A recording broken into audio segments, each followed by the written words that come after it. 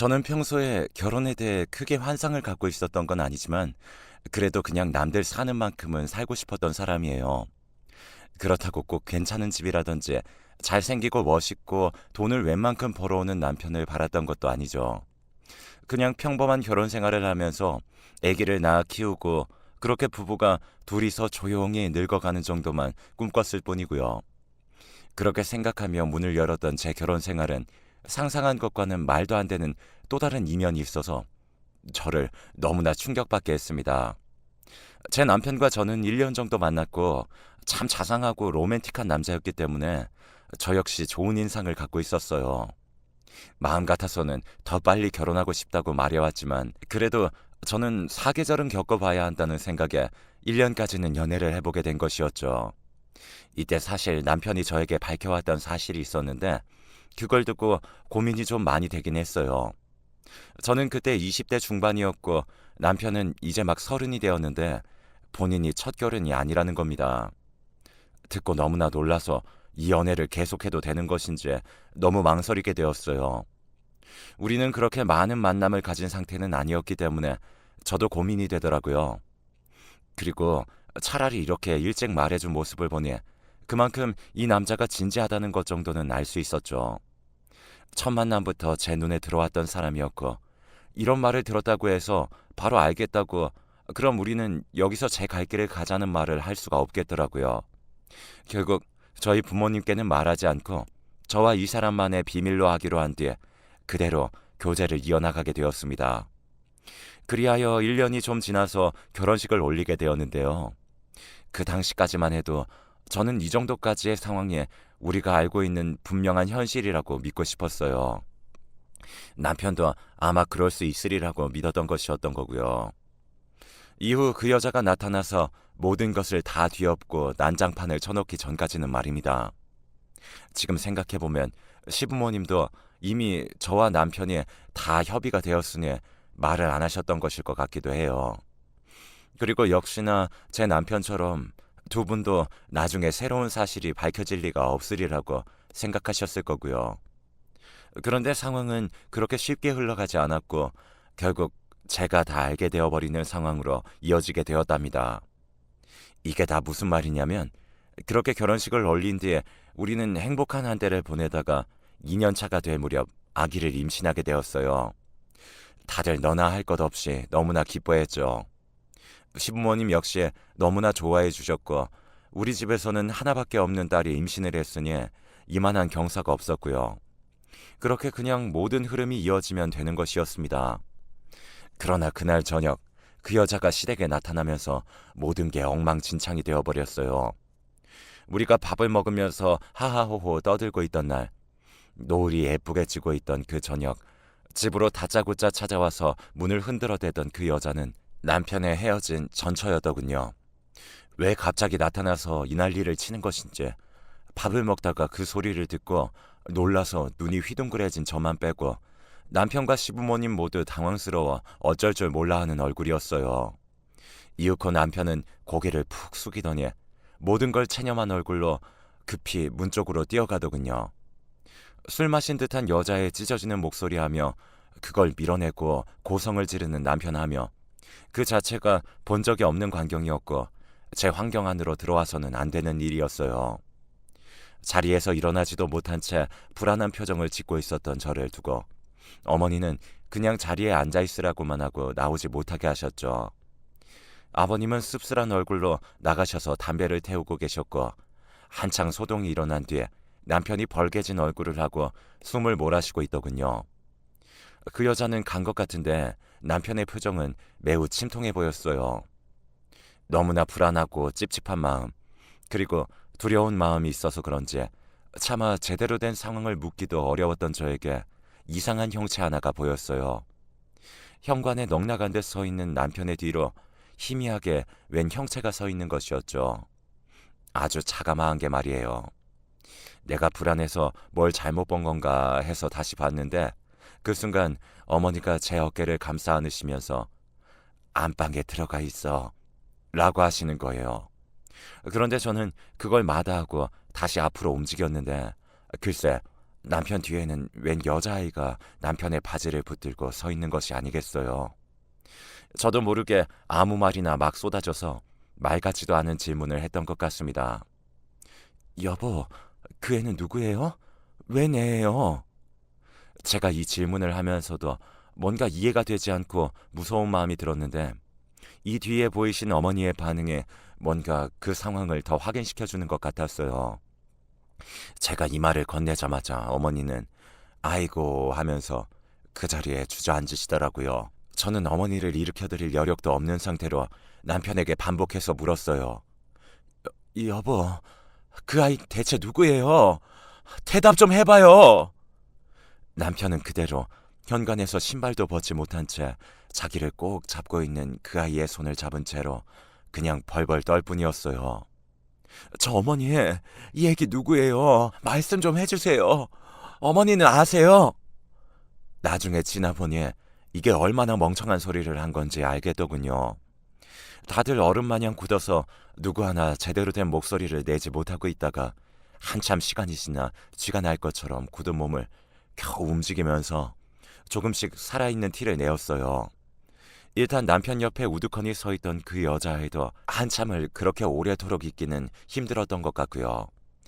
결국 천천히 몸을 움직여 신발을 벗은 남편이 여자아이의 신도 벗겨서 집 안으로 데리고 힘없이 들어오더군요.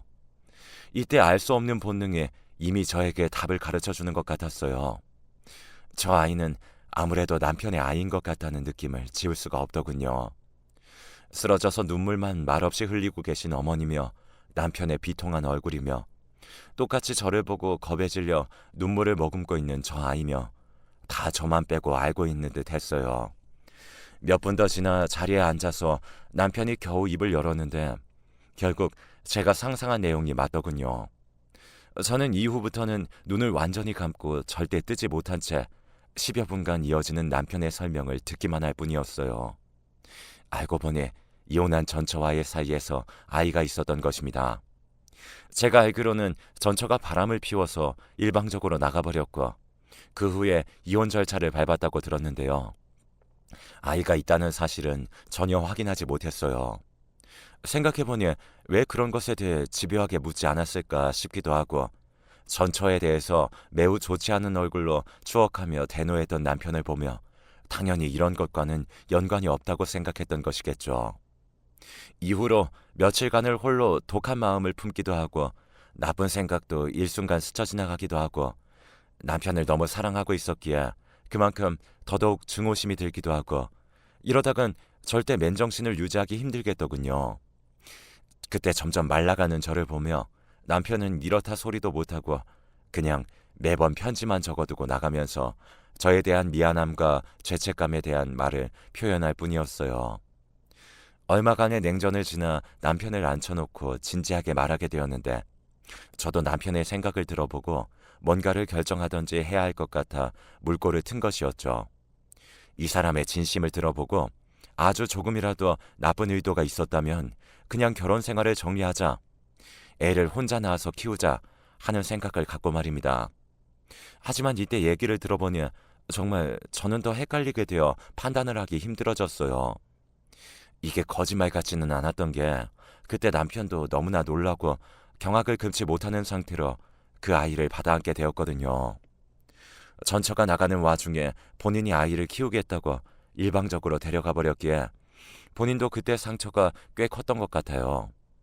그래도 억지로 잊으려고 하고 있었고 저를 새로 만나고 난 뒤에 가정을 꾸릴 생각을 했으며 설마 다시 그 아이를 만나볼 일이 있을 거라 상상을 할 수 없었던 것이죠.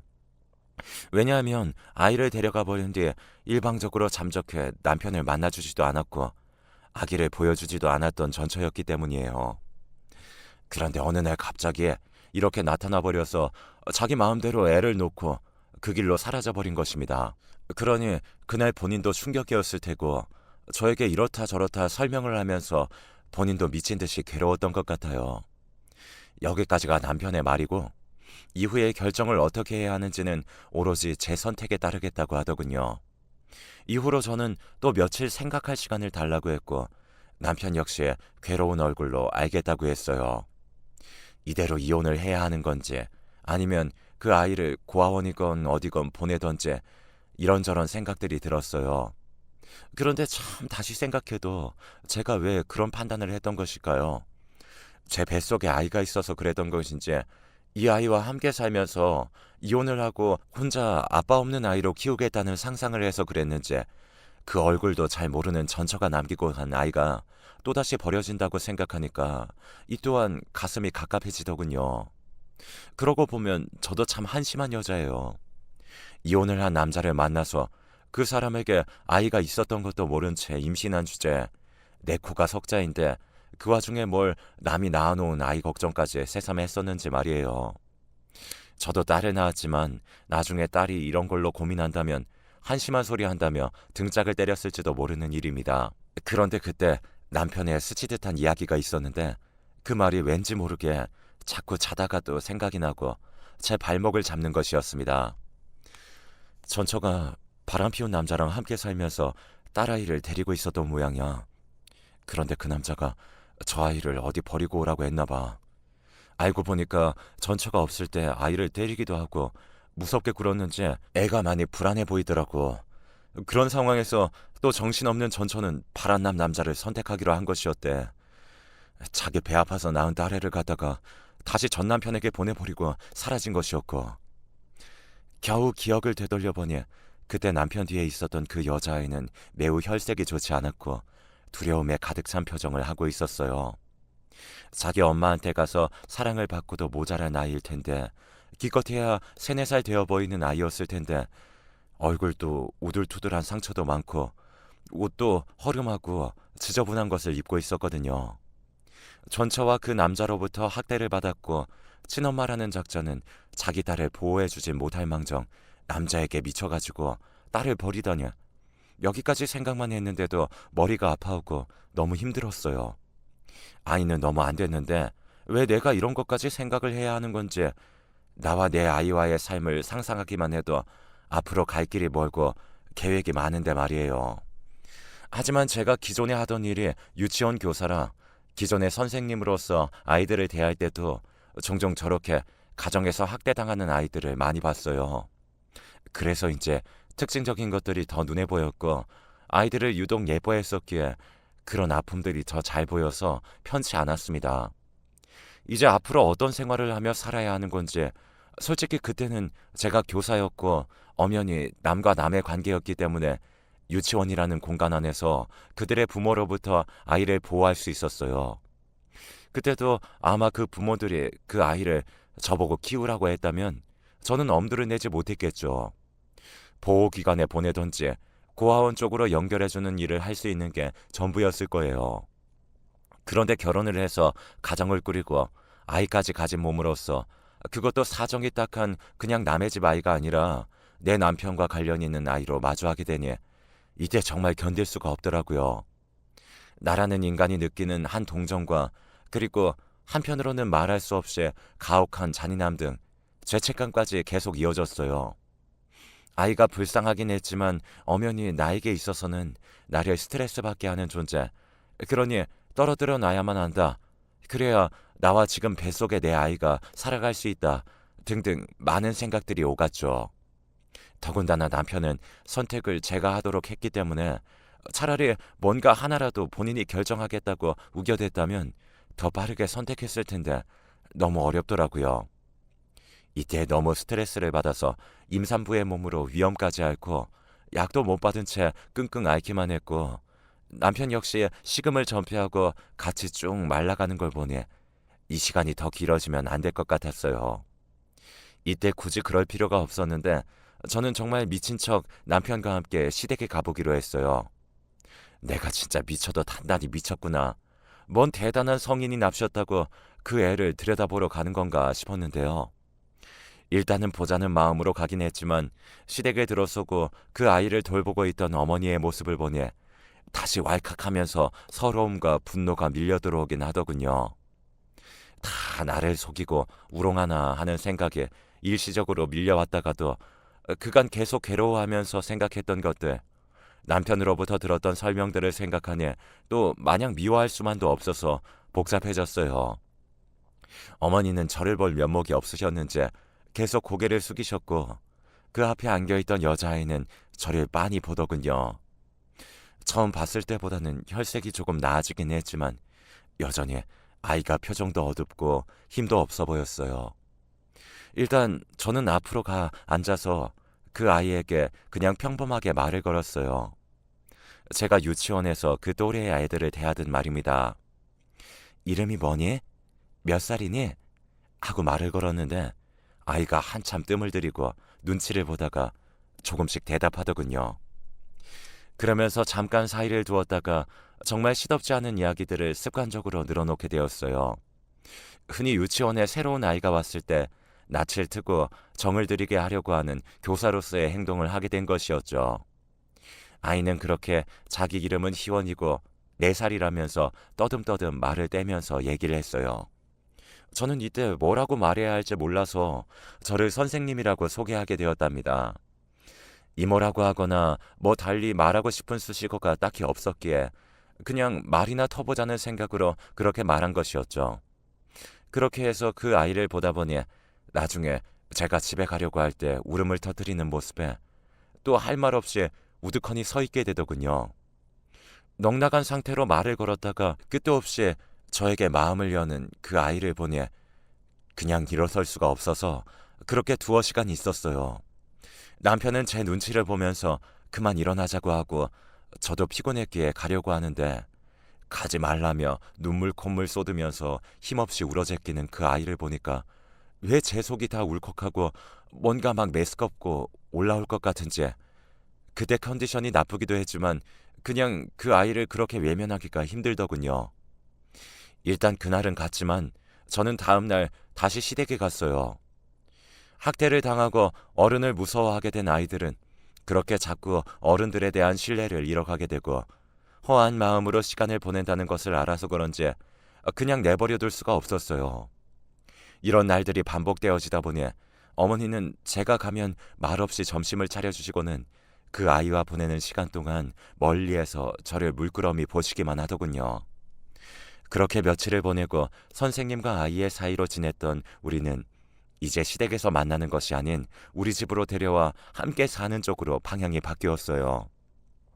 데려오자고 하는 저의 말에 남편은 아무 말도 하지 못했고 어떤 반응도 하지 못했어요. 저는 반복해서 계속 말했고 그 이상 서로 더 어떤 것도 묻지 않은 채 그렇게 아이를 데려와 함께 시간을 보내게 되었습니다.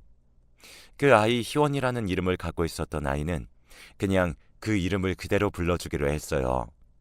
자기가 기억하고 있는 이름이기에 저와 가족이 되었다고 해서 딱히 바꿔주고 싶진 않았거든요. 저는 그냥 뭐에 홀린 듯 애를 데리고 와서 같이 지내게 되었고 막달이 되어가고 배가 불러오는 동안에도 그냥 그렇게 별 생각 없이 심각한 어떤 무게감도 없이 지내게 되었어요. 예상한 이상으로 희원이는 저를 잘 따라주었고 제가 아기를 낳을 무렵에는 선생님이란 호칭이 아닌 엄마라고 부르도록 얘기를 해주었답니다. 그런데 그게 입에 잘 익히진 않았는지 엄마라고 했다가 선생님이라고 부르기를 계속 왔다 갔다 하더군요. 어쩔 때는 자기도 혼동이 왔는지 호칭 없이 부르기도 했었고요.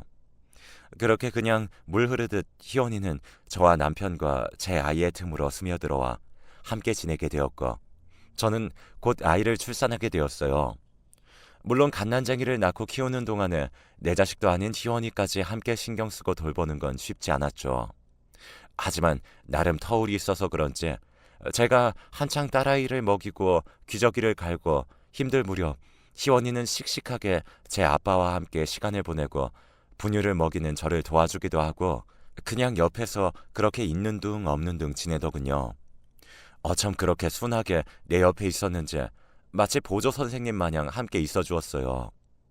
그렇게 키워가는 동안 이 집의 둘째이자 제 딸인 유진이는 태어나는 순간부터 자기에게는 당연히 언니가 있다고 생각하면서 자랐고 친언니가 아니라는 사실은 거의 모른 채로 자라게 되었어요.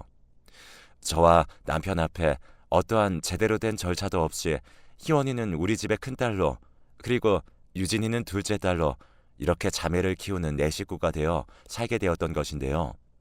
둘을 키워가는 동안 저는 꽤 힘들긴 했지만 희한하게 애들이 저를 속썩인 적은 없었던 것 같아요.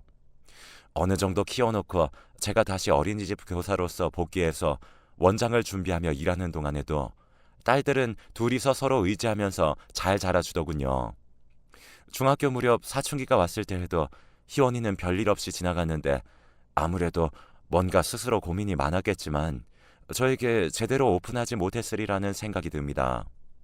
그런 부분이 저는 좀 씁쓸하긴 했지만 이건 어디까지나 어쩔 수 없는 부분이라고 느껴져요.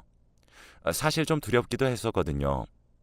과연 내가 지금껏 누려왔던 평정을 이 아이가 사춘기나 감정적으로 힘든 시기가 왔을 때에도 그대로 유지할 수 있을지 자신이 없었어요. 그게 우리 사이에서 깨져버린다면 이 관계는 누구 하나 주워 담기 힘든 상태로 끝나지 않을까 싶어서 걱정스러웠고요. 내 친딸인 유진이를 품는 것도 힘든데 그렇지 않는 희원이에게 심각한 일이 생긴다면 과연 내가 얼마나 포용력 있게 품을 수 있을지 애들이 커가면 커갈수록 이런 부분에서 고민이 되더라고요. 역시 아이를 키운다는 것은 유치원 교사로서 4세에서 7세까지의 단면만 보는 게 아니라 그 아이의 평생이 걸려있기에 무척 어려운 것이었어요. 용케도 희원이를 20대가 될 때까지 키워냈을 때 내가 이런 일도 해낼 수 있었구나 싶어 놀랍더군요. 그런데 그쯤 되어 다소 말도 안 되는, 솔직히 아직도 잘 실감이 안 나는 힘든 일이 발생하게 되었어요. 어지럽고 자꾸 무기력하고 시력이 떨어지고 몸무게도 알 수 없이 빠지는 바람에 검진을 받았는데 전혀 상상도 못한 부분에서 몸에 이상이 생긴 것입니다. 꽤 심각한 상태였기 때문에 가족들 모두 충격을 받았고 어찌할 바를 모르는 상태이며 저는 이후로 평생 동안 약을 먹어야 하는 상황에 이르렀어요. 몸이 너무 힘들고 다들 만류하는 바람에 다니던 직장도 그만두게 되었고요. 기력이 딸리고 힘들어져서 그런지 집안일에도 집중할 수가 없고 어떤 날은 종일 잠에 빠져 있는 등 가족들에게 전혀 신경 쓰지 못하는 날들이 있기도 하는데요. 이게 컨디션이 일정하지 않고 자꾸 뒤죽박죽이다 보니 내 몸 하나 마음대로 할 수 없는 날이 오게 된 것에 무척 절망적인 기분이 들기도 합니다. 이것도 나름 도움을 받아가면서 작성을 하고 있는 글이고요. 그런데 이런 와중에 둘째 딸은 아직도 손이 많이 가는 아이여서 더 걱정이 되었어요. 한편으로는 참 고맙고 할 말이 없는 것이 큰딸인 희원이가 저의 모든 편의를 돌봐주고 있다는 것이었습니다. 대학생으로서 본인도 할 일이 많을 텐데 고등학생인 자기 동생을 챙겨주기도 하고 저 대신 아침이나 저녁상을 차려서 신경 써주기도 하고 저를 데리고 병원을 부지런히 오가는 등 꽤 신세를 지고 있어요. 저에게 별다른 말은 하지 않았지만 제가 아프다는 사실을 알게 된 이후부터 이렇게 하기로 마음먹었다고 하더군요.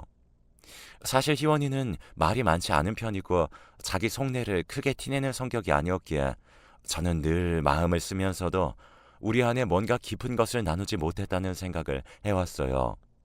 그러면서도 되도록 이런 것들을 티내지 않으려고 애썼고 맡아서 키우기로 마음먹은 이상 희원이나 유진이 모두 동일하다는 인식을 계속 일깨우며 나름 노력했습니다.